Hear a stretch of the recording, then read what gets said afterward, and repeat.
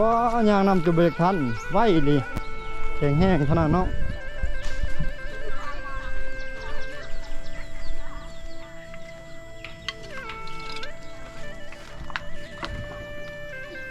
โอ้งามๆเลย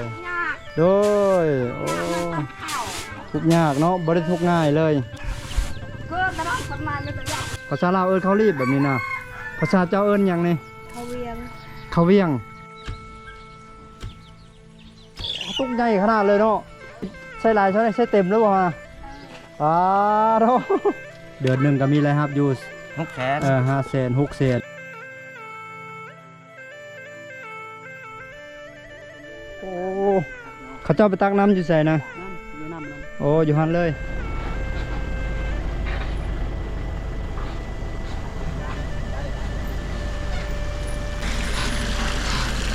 สวัสดีทุกคนตอนนี้บรัดอยู่ที่หมู่บ้านจรานชนบทอีกแห่งหนึ่งของเมืองน่องแขวงโพธิ์เขตเนาะหมู่บ้านนี้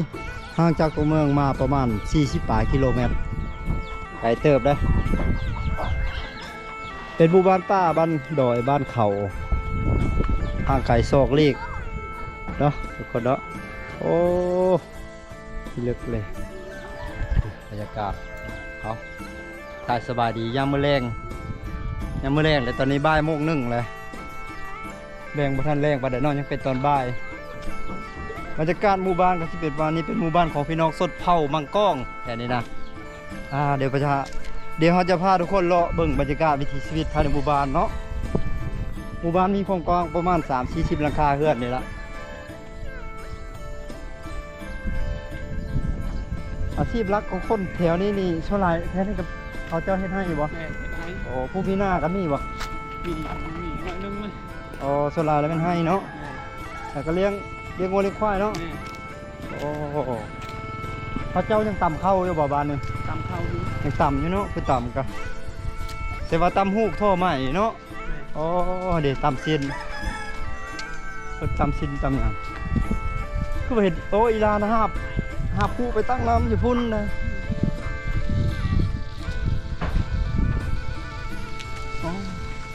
ผู้ซื้อกระตากระบุงก็ได้ที่มันมาแต่หากินอันนั้นในผู้สาวประจำหมู่บ้านแล้วเนาะตามเบิงโอ้มีน้ำบาดาลด้วยอันนี้เนาะโครงการมาเจาะให้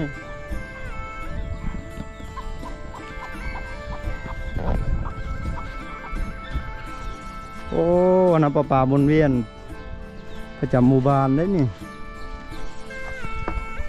ใช้แผงโซลาร์เซลล์แล้วเนาะแผงโซลาร์เซลล์ปั๊มน้ำขึ้นไปไฟฟ้าก็เข้ามาถึงแล้วได้เห็นลักไฟสายไฟโอ้อยู่จุดนี้เนาะบอลเพิ่นมาเอาน้ำเอาอย่างโอ้สายคักอยู่บ่ล่างคักเนาะอันนี้บ่มีการฟิตเลยว่ะอันนี้บ่ฟิตเลยว่ะอ๋อขึ้นไปฟิตอยู่หั่นโซลาโอ้ปิดอยู่หั่นโซลาเซลล์ใช้ระบบนี้เลยได้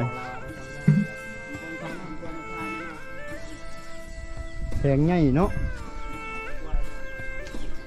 ติดตั้งแบบนี้เลยโอ้โ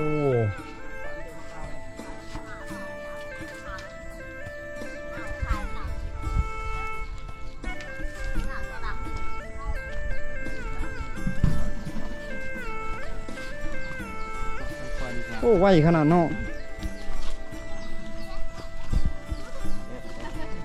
ว่ายางนำจะเบรกทันไวดิแข็งแห้งขนาดเนาะ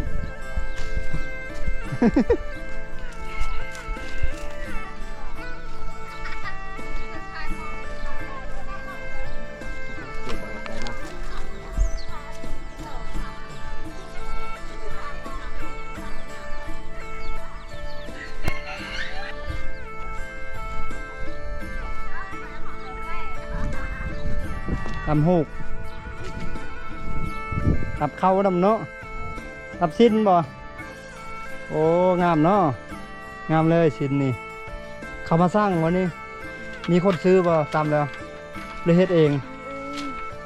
โอ้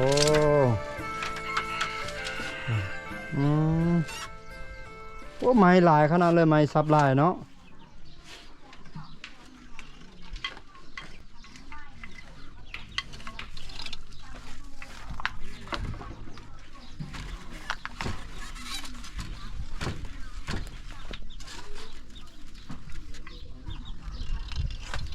ชินประจำสุดเผามังกรคัดขายได้ประมาณพื้นนึงเท่าไรในขายเนี่ยจะบ่เคยขายมีแต่ตำใส่เองเนาะโดยขอบใจเด้อยังตำเข้าอยู่ได้บางคนกันนี่ดีซากตำเข้าโอ้ยอยู่นี่ก็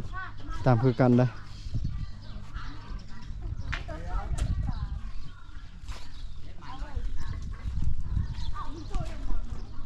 อยู่นี่ก็ตำเป็นสีแดงตัวนี้เนาะสบายดีเด้อมันส่วนโอ้งามๆเลยโอ้โดยเข้าใจอยู่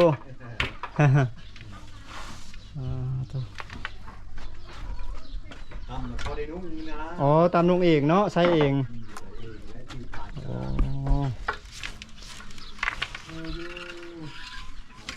เขา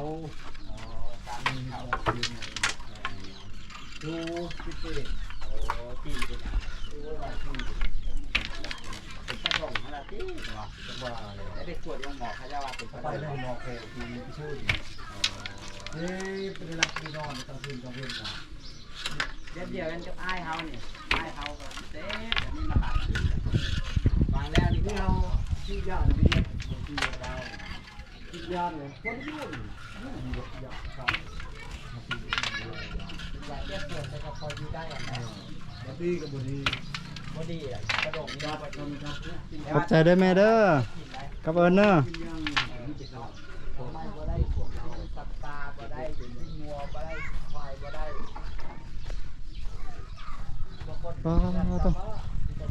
ตามเขาเลี่ยนๆอยู่แถวนี้พี่น้องเลยลึกเลย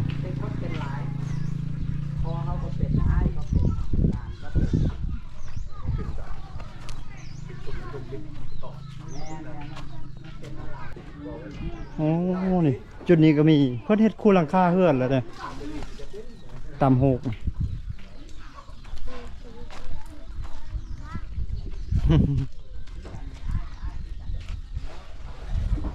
รถดีเนาะรถไหม้วะเนี่ยพักเนาะ ยังมีความสุขเนาะ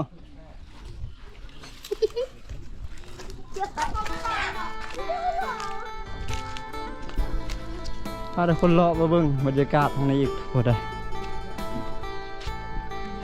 อาชีพหลักของคนภายในหมู่บ้านนี่ก็คือการเฮ็ดให้เฮ็ดนาปลูกฝังเลี้ยงสัตว์จุดนี้คือจุดใจกลางของหมู่บ้านและพี่น้องมีมักกะโลงเนี่ยหมู่บ้านในชนบทหรือว่าหมู่บ้านในลาวเนี่ยโดยเฉพาะคือแขวงสะเขตเด้ถ้าจุดใดที่มีมักกะโลงนั้นคือจุดที่ว่าเป็นจุดเตาโฮมของหมู่บ้านละมักกะโลงแกล้งเลยนี่มีเวียกมีงานทั้งราชทั้งการเวียกบ้านการเมืองกับมาตีนี่แหละคนที่รับผิดชอบประจำการภายในหมู่บ้านแต่ละวันตีเอิญกันมาร่วมมายัง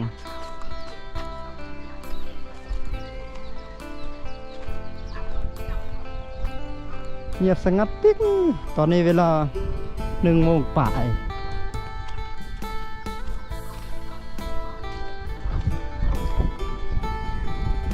โอ้หมู่บ้านนี้เราเข้าเนี่ยก็เอาไว้อยู่กลางหมู่บ้านเลยเห็นแต่หมู่บ้านเดียวนี่แหละผ่านมาหลายหมู่บ้านเนี่ยก็เราเข้าเนี่ยไว้ตั้งห้างซุกสลงสลานี่เขาจำไปเข้าจะพูดได้พี่น้อยตามถามน้องอาโลพุ่นอยู่บ้านอันนั้นทางพุ่นมันมีผมแต่ห้องเฮียนประจำหมู่บ้านนะมีห้องเฮียนประถมสมบูรณ์สบายดีบัดส่วนเด้อโอ้อยู่นี่ก็หลายเนาะ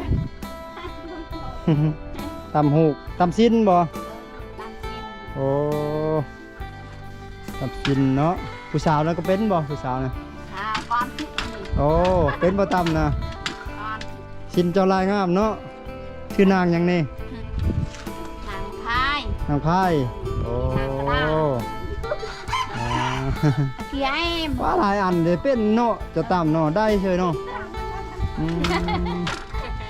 สลับลายมันไม่สลับลายบักหลายๆเด้อเด้อขอบใจเด้อแม่เด้อเดี๋ยวไปทางพุทธอีกบ่ได้ไปบุญน้ำเขาอันนี้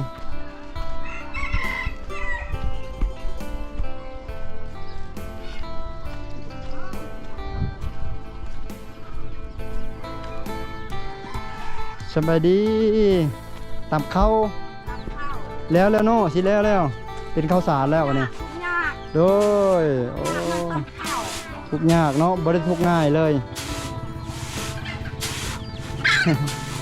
ทุกข์ยากบ่ได้ทุกข์ง่ายเลย Hơ cái đó con mang cái đấy dọc เขาให้บ่โดยสไลด์บ่โดย โดยนี่อะเขาหน้า Đây nè à โดยไก่เพิ่นกำลังงามๆเลย Đây nè cho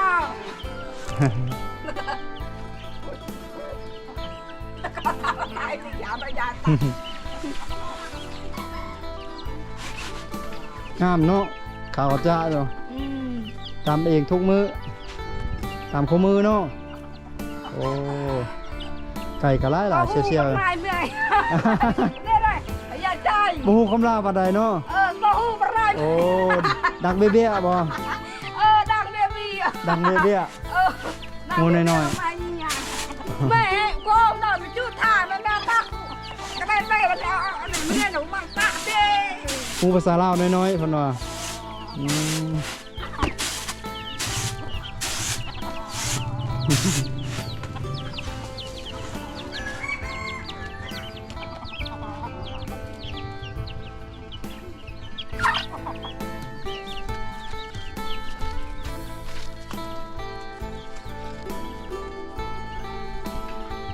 เอาขอบใจเด้อถ้าพุ่นก็มีแต่ภูผาป่าดงอ้อมหอบหมู่บ้านภูผาป่าเขา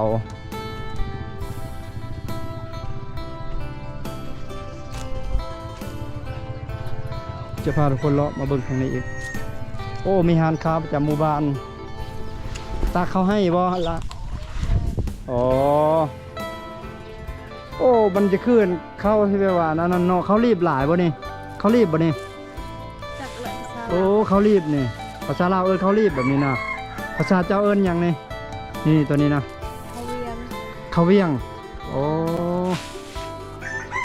ภาษาลาวเอิ้นเขารีบหรือว่าเขาแก็บเขาสิรีบเสียหายหลายเนาะนี่ตาเลยเนาะป้าเลยเนาะพิมพ์เลย ตัวที่ใช้ได้ตัวนี้อ๋อ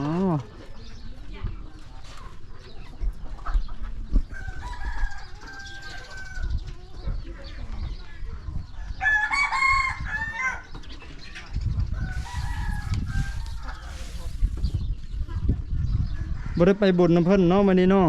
ไปแล้วบ่ว่าแน่ Bò đưa bay ขอให้สบายตากอยู่สูงวิทย์ไก่เนาะไก่หมูจังบ่ถึงขอบใจเด้อมีหานค้าประจำหมู่บ้านนะทั้งนั้น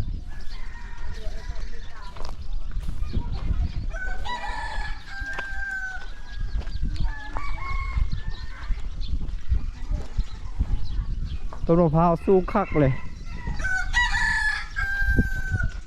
โอ้ขายน้ำมันอยู่นี่เนาะใครอยากได้น้ำมันมาเอาอยู่นี่รถบ่ต้องยานน้ำมันหมดรถเนาะน้ำมันกระส่วนอัดสั่งก็มีวะ สั่งกันนี่ ครบสุดโอ้คักๆเดี๋ยวเลยเป็นแก้วอันนั้นเนาะรุ่นนั้นปั๊มมันอีวหมุนเอา นั่นแหละ บ่ได้ไปบุญว่ามื้อนี้ ไปแล้ว ไปแล้ว เมื่อวานนี่ไป ไปเมื่อวานนี้เนาะ มันเงินเลย มื้อนี้ เงินใส่เลย เพิ่นกันใส่แล้ว เงินใส่เลยวันละช่องหลานไปมือเดียวมือช่องหลาน ว้าโธ่คุ้มค่าเลย พอปีหน้าอีกเนาะ พอพี่นายอีก ปีหน้าจะไปไหมโอ้โอ้เฮ้ยหลังนี้ยังมุงเป็นเนาะหมดบ้านนี่ก็มีแต่หลังเดียวได้แหละโอ้งามกลางเว้นยามฮ้อนเนี่ยอยากเย็นๆนะเย็นสิเย็นๆมุงเป็นน่ะวันนี้เขาเจ้าบ่อยู่บ่คือมีสมอยอยู่ อยู่เพื่อนเนี่ย อยู่เฮือนนั่นเนาะสุขสลาไปอยู่พุ่นบ่พุ่นลงมีพุ่นบ่ไก่เติบเด้ตัวนี้พุ่นลงมีเนาะมันสิไปรักพุ่นบ่ ว่าแล้ว เป็นเช้าพุ่นเลยเนาะฮอดได้เช้าได้ คือบอกไก่ๆอยู่บ้านนี่แต่ห้องใดห้องใด มีปห้า ห้องป .5 เนาะป .1 ป .5 ม .1 เลย มหนึ่งอยู่เก่งลีน ม .1 ห้องม .4 บ่ เอามาซี อ๋อบัดนี้มปลายเด้ ไป ไปอยู่ไส ไปอยู่เมือง เฮ็ดอยู่เมืองเลย แต่นี่หาเมืองนี่ประมาณจักหลักกว่า 60คนใดเว้ยเนาะ น่าจะได้60เนาะ ไป 60กิโลเมตรประมาณนั้นแหละไก่เติบอะพี่น้องเอาขอบใจเด้อขอบใจหลายๆส่วนหลายยังต่ำเข้าเนาะผู้มีองค์สีน้อยกับสีเนาะอ๋อ มีกระซ้ โดยโอ้ขออนุญาตเพื่อนเพิ่นหาเบิ่งเริ่มได้ยากแล้วได้แบบนี้นะเริ่มบ่มีให้เห็นแล้วได้ทุกคนเลยเราเขาอันผากระพุ้ยนี่แล้วก็กระพุ้ยนี่เพิ่นมาเฮ็ด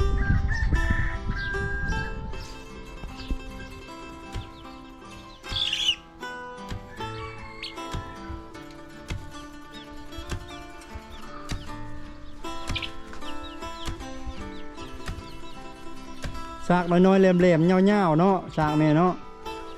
ต่ำเจียบหรอเจียบลงไป ถ่ายเฮ้ยเมื่อยเลย โอ้เมื่อยแท้ตัวใหญ่ก็มีเนาะซากเนาะมีหลายรุ่นหลายขนาดเนาะ2 4 5 6 อัน โอ้ยโอเคยันถ่าย โอ้ ำเจ้าขนมใส่ของเจน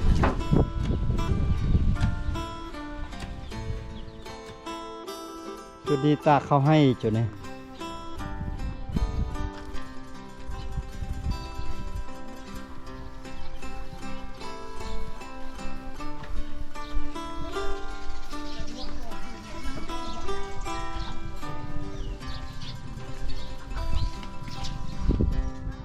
ตักน้ำบ่โอ้เขาตุกใหญ่ขนาดเลยเนาะใช่ลายใช่เต็มแล้วบ่ฮะโธ่คู่กระสองหน่วยกระตุกอีกตุก30 ลิตรอีกตุกหนึ่งป้าแข็งแห้งอะไร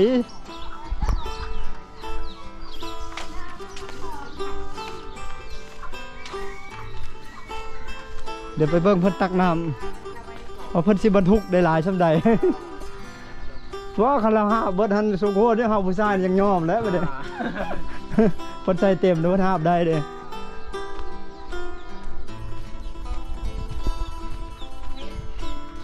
ติดตามไปเบิ่ง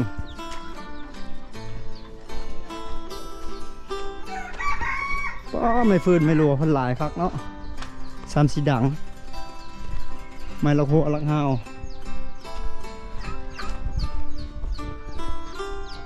หมู่บ้านจะลานเป็นหมู่บ้านหนึ่งที่ว่าน่ามาเที่ยวชมเนาะพิธีชีวิตและวัฒนธรรมของชาวบ้านยังคงรักษาไว้เป็นความดั้งเดิมรักษาไว้มูลมรดกเป็นเอกลักษณ์ของชาวเผ่าบางกองเขตเมืองน่องแขวงสวรรณเขตและก็เป็นสีสันแห่งการท่องเที่ยวซึ่งวัฒนธรรมและวิถีชีวิตแห่งประเทศลาวมาฮอดนี้เราไปเปิดอยู่ฮั่นเนาะเปิดสวิตช์อยู่ฮั่นจ้าออกง่ายโอ้สัจจากรถแห้งเนาะมันออกแห้งเลย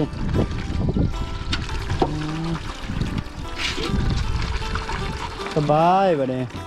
บริเชียค่าไฟตัวนี้ไฟซากเสียงตะเว้นเลยเนาะซากเสียงตะเว้นเลย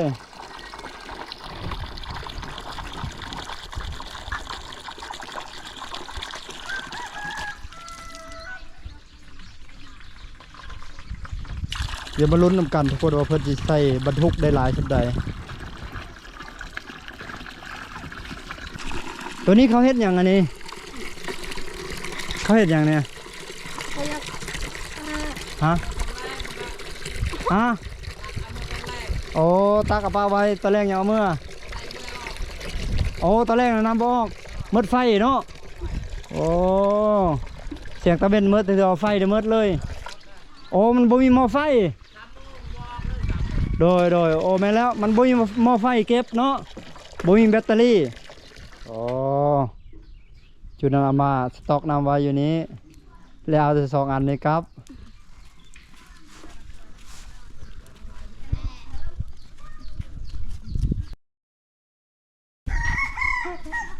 ไปหาบกลับบ้านกลับซองเอาไว้น้อยๆจำนี้หูหาเอาไม้เลยตำโฮกอยู่จุดนี้กันปลาได้งามเลยไปทางนี้ไปตักไว้จนได้3 โมงบ่มีไฟ บ่มีไฟได้สับ 3 โมงบ่มีไฟแล้วก็บ่มีน้ำแล้วบัดนี้ ไปให้ไปส่วนก็มีกระตกกระตักเอา โดยโอ้โหสูงคักเนาะเฮือนเนาะอ๋อแล้ววันนี้ไอ้ แล้วละ แล้วเลย เดือนหนึ่ง600,000แล้วแหละได้ เดือน600,000เนาะ ขาย โอ้ 4-5 หน่วย6 หน่วยนั่นแหละ โอ้ มันโดนเลย3-4 มื้อยัง 30 มื้อบ่เฮ็ดนี่นะ ได้ตัวหน่วยหนึ่งเนี่ย โดยเอายังสายมันยังหูเด้บ่แล้วนี่ โอ้ยตัวนี้ใช้ ยังเฮ็ดหูเนาะ เฮ็ดหูเลย กับครอบมันเนาะ ขอบมันเขาก็วายหมด ใช้ไว เออ วายธรรมชาติได้นี่วายคมหรือวายดินนี่ วายดินเนี่ยว ายดินเนาะ หมดเดือนหนึ่งได้แล้ว600,000 โอ้ แล้วนี่มาขายเฮ็ดต่ออีก รายได้เสริม 4-5 โต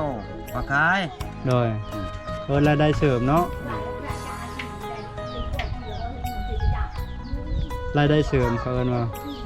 ในยามแล้วเวียกแล้วงานแล้วเขาให้เข้าหน้าเนาะมาสานอันนี้ นี่ อืม ยามเกี่ยวข้าวโอ้ยหลายคนอยากได้เลย โอ้ ขมั่งนั่นแหละ เอาใส่เข้าเนาะ ใส่ข้าวเลยบ่มีตัวนี้ได้เฮ็ดบ่ได้ เกี่ยวเข้าหูดเข้าหูดบ่หรือเกี่ยวแท้นี่ พูดแหละ หูดเอาเขาเอิ้นซอดแมันบ่ แม่นแหละ ซอดสลอเนาะดีเด้อันนี้เข้าหน้าบ่นี่ เขาให้เลย เขาให้บ่ โอ้ยเขาหน้านี่ เข้าหน้าบ่หูดเอาเลย ชื่อเลยบ่มีหน้าเนี่ยนี่ หูดเขาหูดเอาเนาะอ๋อเจ้าซื้อเอาวันนี้นะ ชื่อเลยเป่า300,000เขาขาย โอ้ เอา300,000 เอา300,000มาละมาตำเองเนาะ เอาตำเองนั่นแหละบ่มี โดยอ๋อนี่คือรายได้เสริมของอายเพิ่นในยามเวลาว่าง แล้วเวียกแล้วงาน มาเฮ็ดนี่แหละ จากให้จากสวนเราเฮ็ดวันนี้ เดือนหนึ่งก็มีรายรับอยู่ 600,000 500,000 600,000 700,000 ก็จะดันบ่มี 600,000กีบเนาะ 600,000กีบ ประมาณ8-900 บาทไทย ประมาณ30 ดอลลาร์สหรัฐประมาณนั้น ตัวนี้แหละเป็นตัวช่วยขอบใจได้เด้อโดยตักน้ำบ่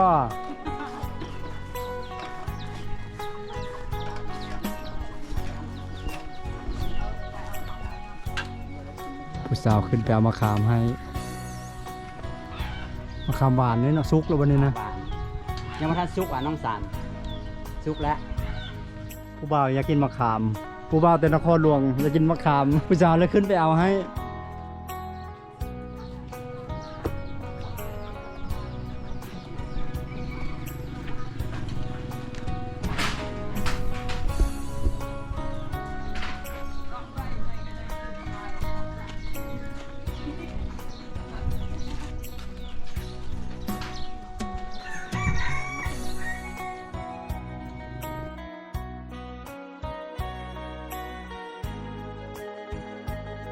ขอบใจเอามาใส่น้ำนี่เนาะว่าใส่น้ำหมักกับเตาใส่หัวสีไข่เมื่อน้ำ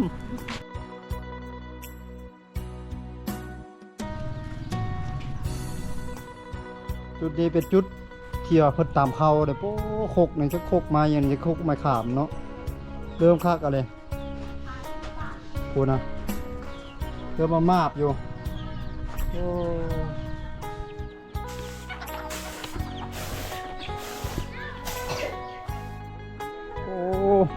เขาเจ้าไปตักน้ำอยู่ใส่นะ นั่นอยู่น้ำเลย โอ้อยู่หันเลย ตักอยู่ฝากมันนั่นอีกน้ำห้วยนั่นไหลออกมาหัน จ้อนขึ้นก็ได้เอาอายแล้วเลยเกียกแล้วเลย ลุยน้ำเลยเนาะลุยน้ำเพื่อไปตักน้ำอยู่ฝากเบื้องนั้น อยู่น้ำห้วยที่ไหลออกมาจุดนั้นเลยโอ้ อยู่ในนั้นล่อห้วยนั่นขึ้นไป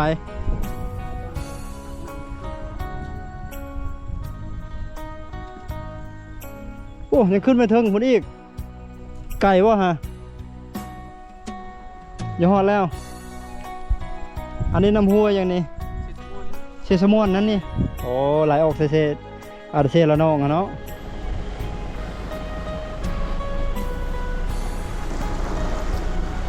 ขับเลยบรรยากาศเรื่องขนาด